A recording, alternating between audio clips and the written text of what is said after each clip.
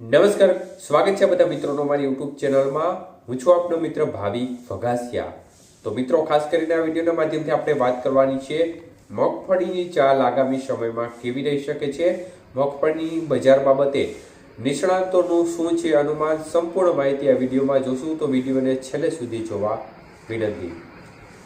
તો મિત્રો, ખાસ કરીને ગુજરાત લેવલ અને ભારત લેવલની સ્થિતિ જોવા જઈએ તો આ વખતે જે ઉત્પાદન છે તે વધ્યું છે અને સામે સામે જે વાવેતર હતું તે પણ ગત વર્ષ કરતાં આ વખતે વાવેતરમાં પણ વધારો થયો છે અને ઉત્પાદન છે તે પણ જોરદાર વધ્યું છે।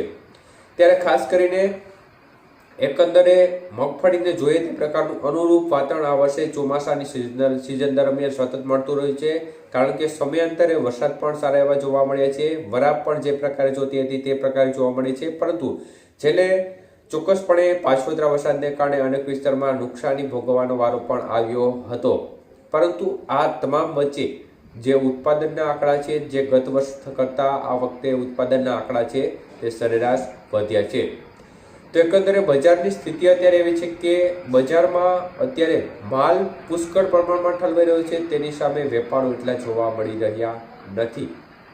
વૈશ્વિક માંગ ચોક્કસપણે જોવા મળી રહી છે, પરંતુ ભારતના નિકાસ વેપારો હજી પણ ઢીલા જોવા મળી રહ્યા છે, જેને કારણે બજારને કોઈ પણ પ્રકારનો અત્યારે સપોર્ટ મળી રહ્યો નથી અને પરિણામે બજાર છે તે 900 થી લઈને 1200 થી સારી ક્વોલિટીની મગફળી હોય તો તેમાં 1300 રૂપિયા સુધીના ભાવ જોવા મળી રહ્યા છે, પરંતુ મોટા ભાગે અત્યારે સ્થિતિ એવી છે કે 900 થી 1100 રૂપિયા સુધીના ભાવમાં મગફળીના વેપારો જોવા મળી રહ્યા છે। તો આગામી સમયમાં હજી નિકાસ વેપારો આવી જ રીતે મંદ રહેશે તો બજારની સ્થિતિ છે તેમાં ખાસ કોઈ મોટા સુધારાની શક્યતાઓ દેખાતી નથી, કારણ કે આ વર્ષે જે મગફળીનું ઉત્પાદન થયું છે તે સ્ટોકના કારણે બજારમાં જે પ્રકારની લેવાની જોતી હોય તે પ્રકારનો સપોર્ટ મળી રહ્યો નથી અને ઘણા ખેડૂત મિત્રો પાસે ગયા વર્ષની મગફળી હતી તે પણ તેમણે નિકાલ કર્યો છે। એટલે આમ જોવા જઈએ તો મગફળીનો ભરાવો ચોક્કસપણે આ વર્ષે જોવા મળી રહ્યો છે, જેને પરિણામે બજાર એક પ્રકારે દબાઈ રહી છે।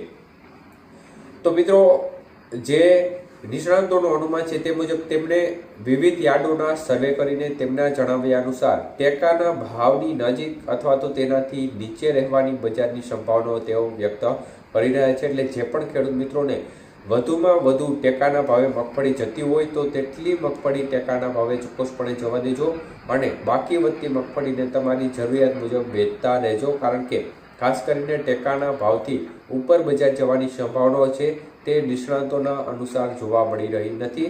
તેમના અનુસાર જોવા મળે તો 1100 થી લઈને 1300, 1350 સુધીની બજારમાં વેપાર થાય સારી ક્વોલિટીની મગફળીમાં, તેવું તેમનું અનુમાન છે। એકંદરે બજાર છે તે 1180 થી લઈ અને 1250 રૂપિયા વચ્ચે રહેવાની ધારણા તેઓ વ્યક્ત કરી રહ્યા છે। એટલે આગામી સમયમાં હજી પણ ખાસ કોઈ મોટા ઉછાળાની સંભાવનાઓ દેખાતી નથી। જો કોઈ મોટો ઓર્ડર આવે, કોઈ મોટું ટેન્ડર જે વિવિધ વિશ્વના કોઈ દેશોમાંથી આવે, મોટા દેશોમાંથી મોટો ઓર્ડર આવે તો આ સંજોગોમાં બજારમાં થોડો સપોર્ટ મળે તો ચોક્કસપણે બજારને એક પ્રકારે તેજીનો માહોલ જોવા મળે, પરંતુ આ પ્રકારની સંભાવનાઓ આ વર્ષે ઓછી દેખાઈ રહી છે, કારણ કે ગુજરાત લેવલે અને ભારત લેવલે પણ આ વખતે જે મગફળીનું ઉત્પાદન છે તેમાં ખાસો વધારો જોવા મળ્યો છે। એટલે ખેડૂત મિત્રોને ટેકાના ભાવે જેટલી મગફળી જાય તેટલી વેચવાની સલાહ આપવામાં આવે છે તેવું નિષ્ણાંતોનું કહેવું છે। આભાર।